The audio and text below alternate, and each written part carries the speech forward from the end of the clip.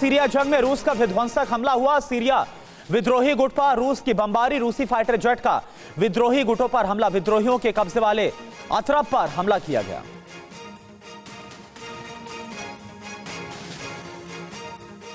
तो ये तस्वीर इस वक्त हम आपको दिखा रहे हैं। सीरिया विद्रोही गुट पर रूस की बमबारी जो हुई है वो तस्वीर आपके सामने। सीरिया जंग में रूस का ये विध्वंसक हमला, सीरिया विद्रोही गुट पर रूस की तरफ से भीषण बमबारी, रूसी फाइटर जेट का विद्रोही गुटों पर हमला हुआ, विद्रोहियों के कब्जे वाले अतरब पर ये बम बरसाए गए। और अगली बड़ी खबर है, सीरिया की जंग में अमेरिकी हथियारों का इस्तेमाल हुआ। एटीजीएम से सीरियाई सेना के ठिकानों पर हमला किया गया। विद्रोहियों ने एटीजीएम से दागे हैं रॉकेट।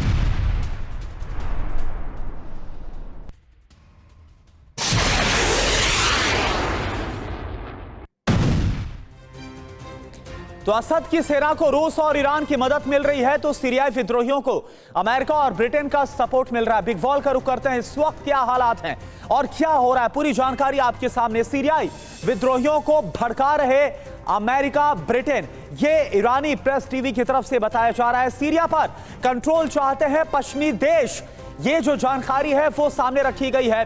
सीरिया संघर्ष पर रूसी विदेश मंत्रालय की प्रवक्ता जखारोवा का यह बहुत बड़ा दावा है जो कि सामने आ रहा है। विद्रोहियों के खिलाफ सीरियाई सेना का साथ देंगे। जखारोवा की तरफ से यह भी कहा गया रूसी फाइटर्स ने इदलिब, एलेप्पो में हयात अल ताहिर के ठिकानों पर बमबारी की है।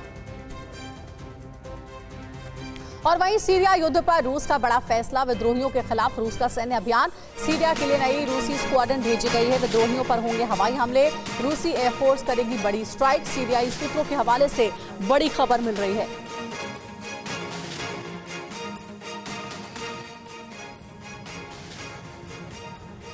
और एक और बड़ी खबर, विद्रोहियों के खिलाफ असद का नया प्लान, विद्रोहियों के खिलाफ बड़ा सैन्य अभियान। हयात से मुकाबला करने के लिए बड़ी सेना को रवाना किया गया। विद्रोहियों पर तेजी से जवाबी हमला होगा।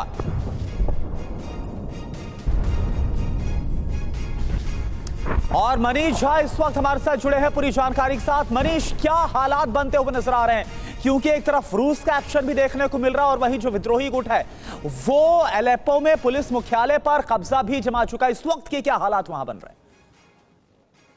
देखिए, एक बात तो साफ है कि कोशिश है कि सीरिया के राष्ट्रपति असद को एक बार फिर से सत्ता से हटाने की आखिरी कोशिश के तौर पर आप इसे देख सकते हैं। और राष्ट्रपति जो बाइडेन जाते जाते ये सोच रहे हैं कि कम से कम वो सीरिया में सरकार बदल दे। लगातार कोशिश होती रही थी, लेकिन रूस की मदद से अब तक असद अपनी गद्दी पर बैठे हुए थे।